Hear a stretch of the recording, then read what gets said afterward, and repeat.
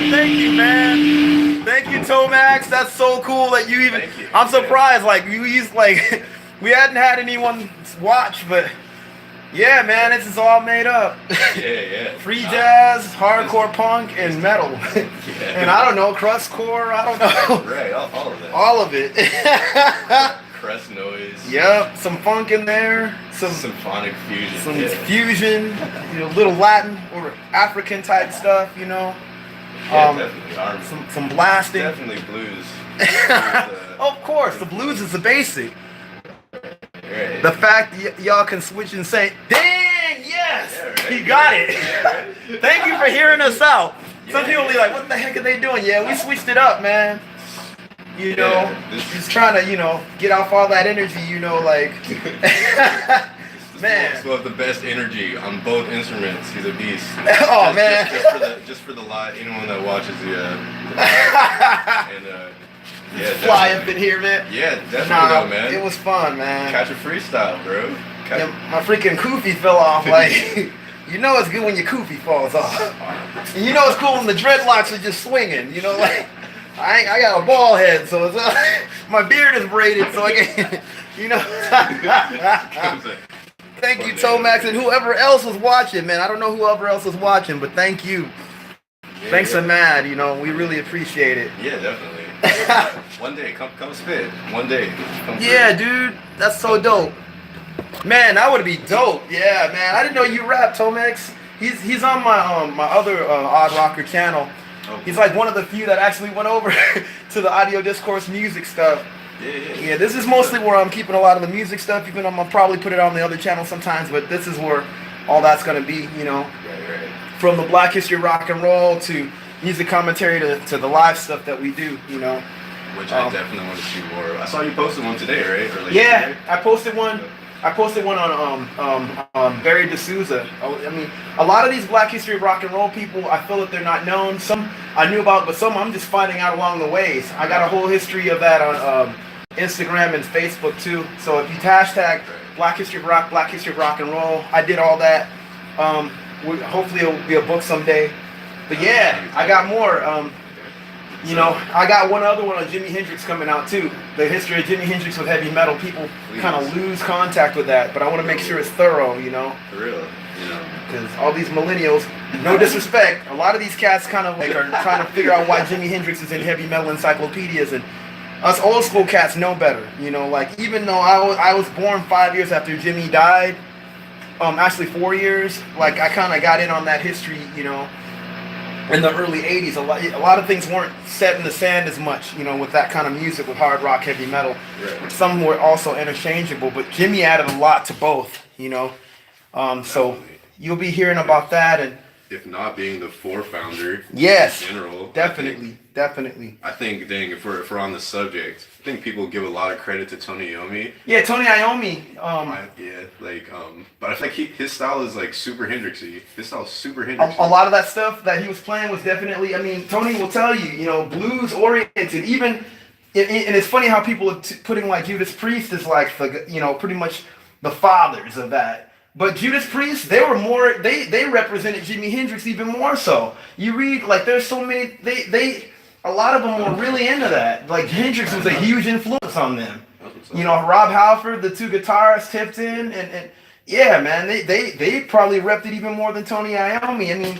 Tony kind of came into his own, but, Hendrix had an influence on a lot of people, man. He had a lot of influence. That's true. Even on death metal, when you hear those bomb drops and all those sonic, all that stuff comes from Hendrix, bro. Yeah, like bomb drops on like Alien something. Yeah, Hendrix did all that stuff long before anybody, man. That's You know? that's like tight. It's like wow, like Slayer's doing that. Yeah, every heavy metal band that you could think of did that, and Hendrix is to thank. Hendrix is also to thank as the ultimate guitar showman.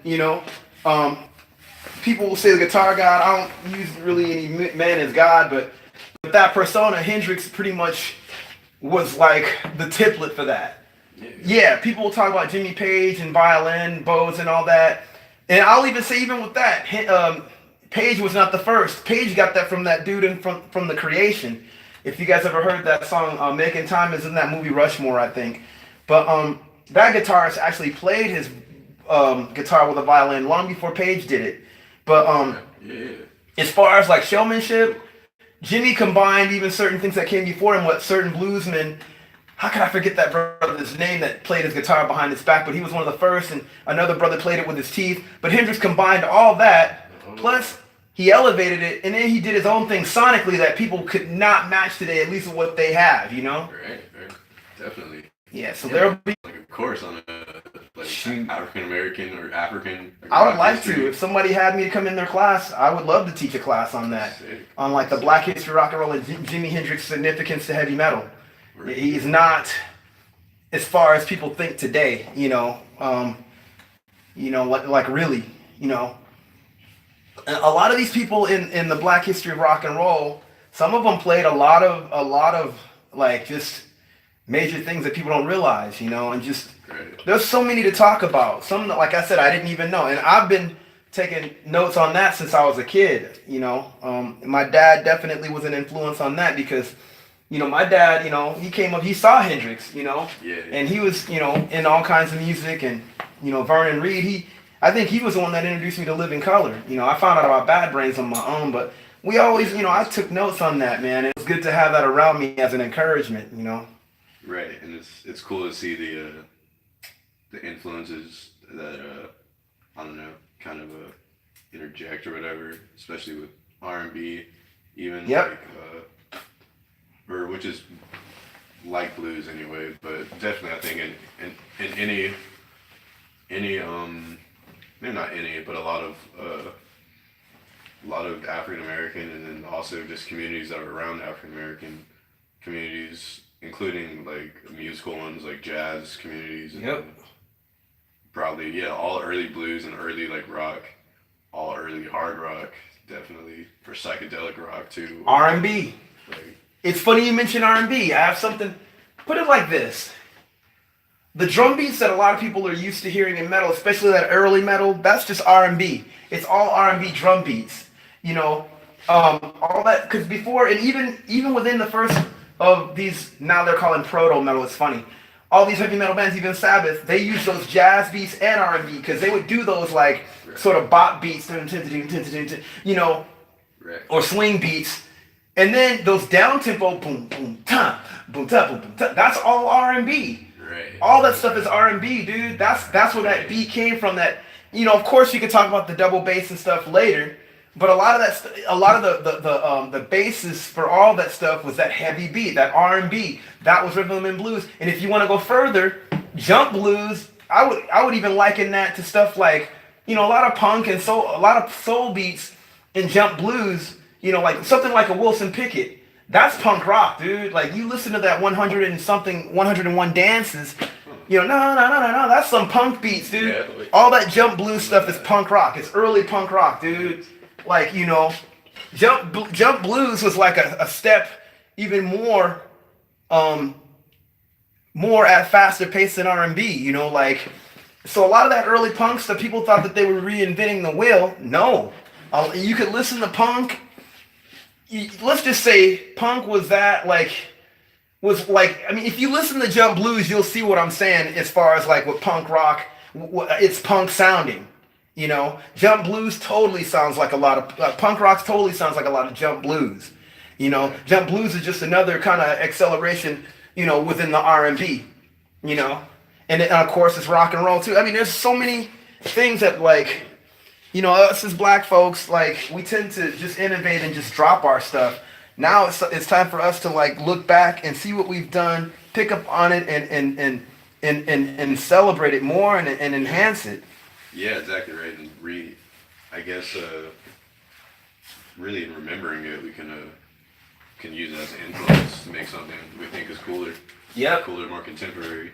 How did you grow up, like, listening to rock and roll? I know your brother. This is how I met his brother on the bus. His brother, light-skinned dude with big dreadlocks and a Metallica t-shirt. I'm like, there's not too many of us around, so I'm like, I have to say what's up, and the rest is history. So how was it like, you growing up listening to rock and roll and stuff? Well, my history on that actually is there's a lot of different influences. Definitely, my dad was into a lot of early R&B, like Motown type R&B. Yeah. And then also, stuff that wasn't, specifically in Motown, I guess, type stuff. Like we just I know like a lot of the really big figures pretty well, like Stevie Wonder, Al Green, Marvin Gaye, um, really cool people. I guess they're more in R&B than I guess what we call rock, but they're like It all pretty crossed similar. though. They're It pretty all similar, crossed. I mean, you had Mick Jagger was in the James Brown. I mean, people, it wasn't as separate as you guys might think. You'd be surprised. The mod scene over in England was trying to emulate everything that a lot of Black Yeah, American exactly. style was over here. We didn't call it mod. That's just the way that we looked. You know, we dressed the way that we looked. Plus, they had the Jamaican influences too with their version of R&B, which was rock steady. You know, and it was like both of those influenced a lot of a lot of what you saw in England with the British invasion, dress wise and even sound wise. That's why in the mid '60s they called that stuff, especially the Who, maximum R&B. That's what it was because they, you know, to get that Motown thick sound, you know, these guys are actually just turning up their amps to get that, and so they got this loud sort of guitarish sound.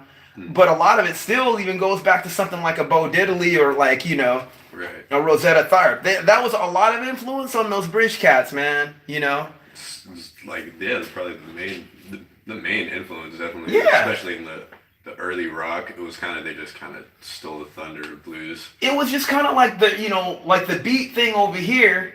And I'm gonna do a video on this too. A lot about what, you know, these sort of beatnik types. It's gonna have to be well thought out as well. I've been meaning to do this video for months after I got the idea, and hopefully I'll get it done. But the whole beat generation over here was the whole jazz thing. Over there, it was not only jazz, but it was also R&B. It kind of ping pong because it was like the beat generation thing over here was like, you know, a lot of these guys were into jazz and blues and poetry and all that and stuff. And, you know, they kind of tried to emulate what they thought black culture was, which was kind of a ridiculous caricature, Yeah, it's you like- know. Yeah. Even though I admire some of the art that came out of that, but it was a character and it was silly. I'm gonna go into that on that video.